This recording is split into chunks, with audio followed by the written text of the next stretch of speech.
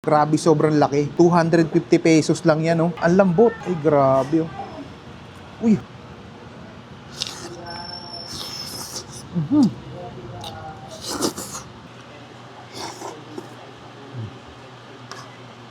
Hello, sir. Anong binibenta niyo po dito? Sinigang na ulo po. Tsaka ano Buto-buto, pares. Magkano po sa sinigang na ulo, sir? Depende sa size po, kuya. May 250, may 300. Alin po yung 250 dyan, sir? Ito po yung maliit. Patingin na po. Ah, ganyan ang 250. Ay, yung 300 po. Yun, malaki yung 300, no? Patingin ng pares niya. Pares yan? Opo. Hindi yan sinigang? Hindi po. Ba't maraming ano, sir, yung pares nyo, silip pansigang? Ano po yan? May ingredients po yan. Mahilig ka rin ba sa Korean drama, anime, movies, and American TV show? Nandito lahat yan sa Loklok. Mapapanood nyo for free. Download na! Ito po yung laman. Nakakailang kilong ano kay sir, laman ng baka dito sa isang araw? Mga ano po, 20 kilos po. 20 kilos. Depende sa mga 30 kilos, minsan, kapor. Isa sinigang na ulo, sir. Nakakaano, sa umaga po, nakakaano sila ng 5 kaldero po. 5 kaldero. Ay sa hapon, sir. Nakaka-6, 5. Grabe, dami, no? Ito, sir, ano itong mga ulam mo dito? Ito po yung ano, adobo. Adobong manok po. Adobong manok. Magkano po isang order sa ganyan? 85 with rice po. 85 with rice. Igado. 85 with rice din po. Eto Tsaka yung Bicol Express. Tsaka po yung ano. 85 lahat, sir, ng Opo. ulam. With rice na yon. Okay, sige sir, pa-order po ako ng ano, ng sinigang. Yung ano lang, 250 lang. Sige po. Gaano katagal pinapakuluan niyo, sir? Parang ang lambot eh. Mga 1 oras po. Isang oras lang? 250 lang to? Opo. Grabe.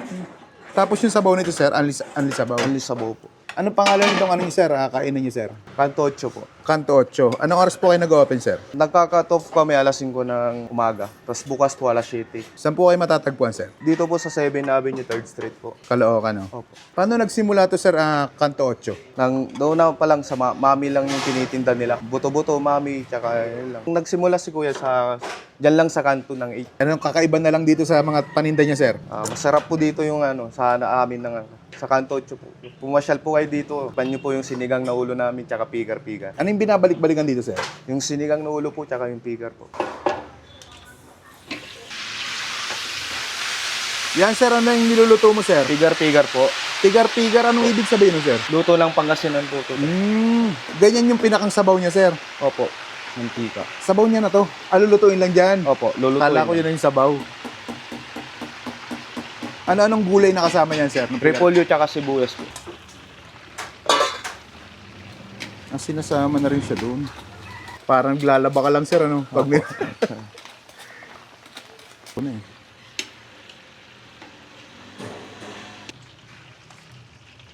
Yun.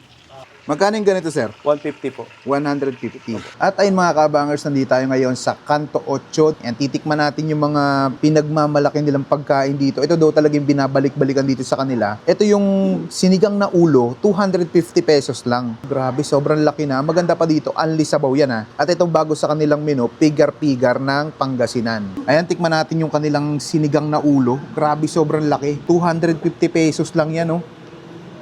Pag nabiting ka pa dyan, ewan ko na sa'yo. Parang good for, 3 to 5 person na daw to. Tikman natin. Ang lambot. Ay, grabe, oh. Uy. Init. Tikman natin. Ayan tayo.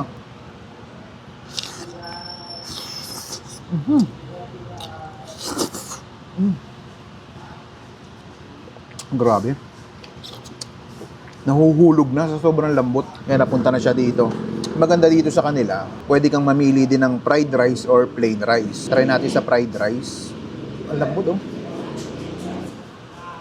Ito, 1 oras lang pinapakuluan, ganyan nakalambot.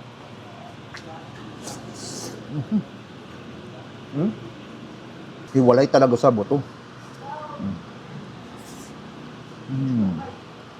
Grabe, quality. Anli sabaw.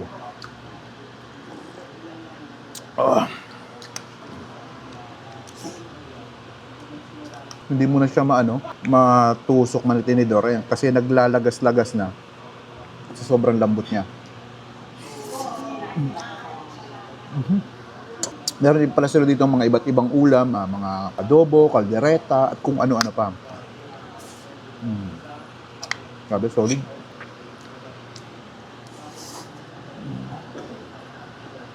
Wow. Asin. Yung sabaw nila, talagang sinigang na sinigang yung lasa.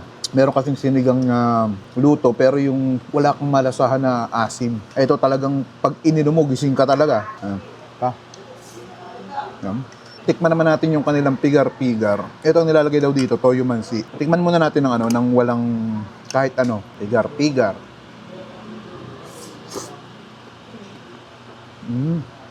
Kahit hindi mo nalagyan ng kahit ano, goods na yung lasa na ito.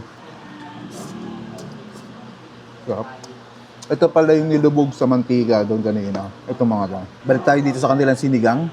Lagyan natin ng sabaw yung sinangag. Ganda pala ng kombinasyon nito yung siningag.